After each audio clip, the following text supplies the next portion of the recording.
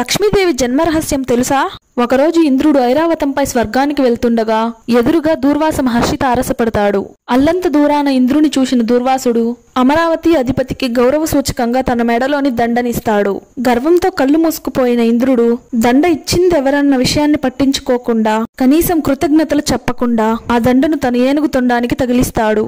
తొండాన్ని అటూ ఇటూ ఆడిస్తున్న ఏనుగు దండను కిందకు విసిరి కాళ్లతో తొక్కుతుంది. అసలే కోపిష్టి అయిన దూర్వాసుడు ఆ దృశ్యాన్ని చూసి మరింత కోపోద్రిక్తుడై, ఓ ఇంద్రా, మితిమీరిన అహంకారం, గర్వంతో ప్రవర్తించిన నిన్ను ఈ భోగభాగ్యాలన్నీ విడిపోతాయి అని శపించాడు. అప్పుడు ఇంద్రుని కళ్ళకు కప్పుకున్న తెరలు తొలగడంతో దుర్వాసమునిని క్షమించమంటూ వేడుకున్నాడు. అది విన్న దుర్వాసుడు శాపాన్ని అనుభవించక తప్పదని, అయితే విష్ణుమూర్తి కృపతో పూర్వ వైభవాన్ని పొందడం జరుగుతుందని చెప్పాడు. అనంతరం ఇంద్రునిపై దుర్వాసుని శాపం పనిచేయడం ప్రారంభించింది. బలి నాయకత్వంలో రాక్షసులు అమరావతిపై దండెత్తుతారు.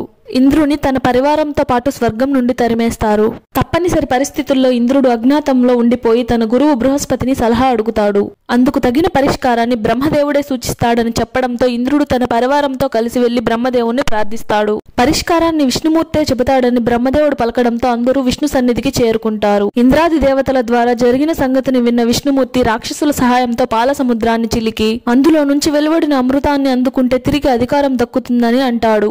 మందర పర్వతం వాసుకితో పాల సముద్రాన్ని చిలకడం మొదలెడతారు.